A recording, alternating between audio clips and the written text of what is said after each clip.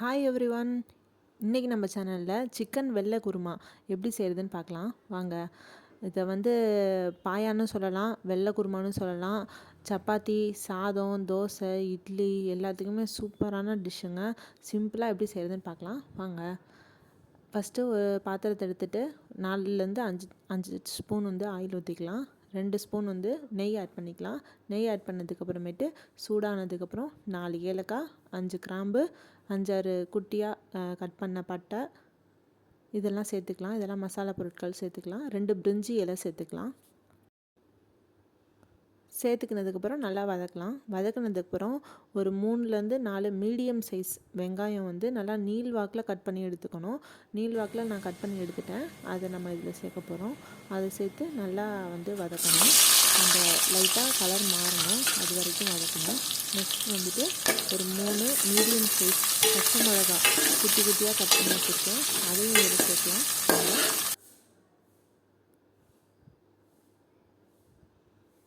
இந்த பச்சை மிளகா காரமும் இன்னொன்று சேர்க்க போகிறோம். என்னென்னா இஞ்சி பூண்டு விழுது, அது 1 ஸ்பூன் சேர்த்தா போதுங்க. இது கிட்டத்தட்ட ஒரு 4 பேருக்கு இந்த குருமா வருங்க. 1 ஸ்பூன் சேர்த்தா போதும். காரம் தேவைப்படுது, ஃப்ளேவர் தேவைப்படுதுன்னா நீங்கள் 1.5 ஸ்பூன் சேர்த்துக்கலாம். இந்த 2 காரம் தான், நம்ம வேறு எந்த காரமும் ஆட் பண்ண போகிறது கிடையாது. பச்சை மிளகாவும் இஞ்சி பூண்டு விழுது பேஸ்ட்டும் மட்டும்தான் நம்ம சேர்க்க போகிறோம். ஸோ நல்லா இதை மிக்ஸ் பண்ணி இந்த பச்சை வாசம் போகிற வரைக்கும் நம்ம வதக்க போகிறோம். இப்போ கொஞ்சம் கல் உப்பு சேர்த்துக்கலாம். நெக்ஸ்ட்டு தேவைப்பட்டுச்சுன்னா நம்ம சால்ட்டு தேவைப்பட்டதுன்னா நம்ம டேஸ்ட்டு பார்த்துட்டு சேர்த்துக்கலாம். இப்போ சிக்கன் ஒரு 1/2 கேஜி நான் வாஷ் பண்ணி நல்லா க்ளீன் பண்ணி எடுத்து வச்சுருக்கேன். அதை நம்ம இதில் ஆட் பண்ணிக்கலாம். இதில் ஆட் பண்ணி இதிலே நம்ம நல்லா அந்த இஞ்சி பூண்டு பேஸ்ட்டு, வெங்காயம் இதெல்லாம் நல்லா மிக்ஸ் பண்ண போகிறோம். மிக்ஸ் பண்ணி இதிலே தண்ணி விடும். அந்த தண்ணியிலே இது கொஞ்சம் நேரம் வேகட்டும். வேறு எதுவும் தண்ணி நம்ம எக்ஸ்ட்ரா ஆட் பண்ண வேண்டாம். இது நல்லா மிக்ஸ் பண்ணி விட்டுட்டு கொஞ்சம் கொத்தமல்லி தழை பொடியாக நறுக்கி இதில் சேர்த்துக்கலாம். இதில் சேர்த்துக்கிட்டதுக்கப்புறம் நல்லா கிளறி விட்டுக்கலாம்.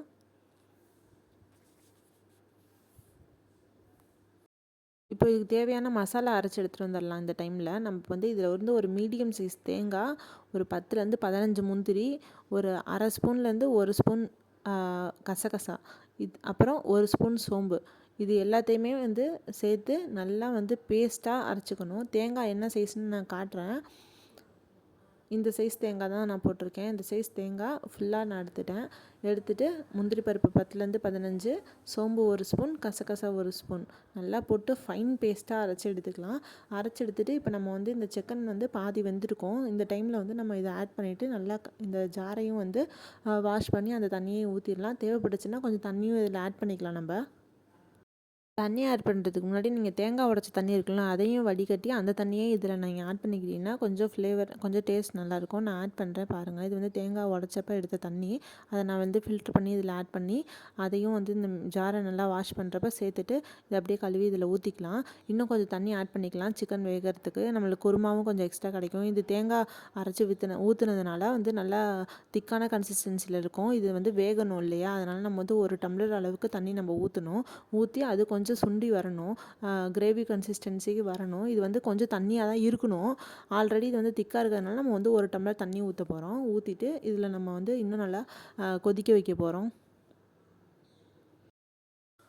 கொதிக்க வச்சதுக்கப்புறம் சிக்கன் நல்லா வெந்திருக்கான்னு ஒரு தடவை செக் பண்ணிக்கலாம். சால்ட் செக் பண்ணிக்கலாம், டேஸ்ட்டு செக் பண்ணிக்கலாம். டெஸ்ட் பண்ணிவிட்டு நம்ம சால்ட்டு தேவைப்பட்டதுன்னா போட்டுக்கலாம். எங்கள் வீட்டில் இன்றைக்கி சப்பாத்தியும் சிக்கன் வெள்ளை குருமாவும், இந்த காம்போ அட்டகாசமாக இருந்ததுங்க.